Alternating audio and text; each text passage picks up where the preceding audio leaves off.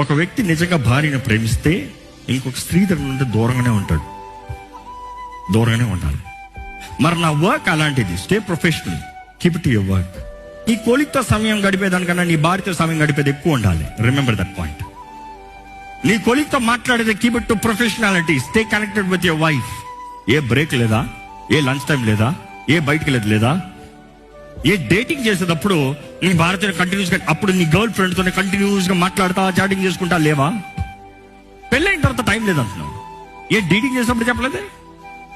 అప్పుడు ఇంకా పని సీరియస్ ఉండింది, అప్పుడు ఇంకా కష్టాలతో ఉన్నావు, అప్పుడు ఇంకా ప్రారంభ స్థితిలో ఉన్నావు. Then you had time. Now you're saying I don't have time. There is no intimacy. ఈరోజు చాలా మంది భార్య భర్తల మధ్య వేరు, సపరేషన్ కాబట్టి మల్టిపుల్ అఫైర్స్. చూసిన స్త్రీ అంతటితో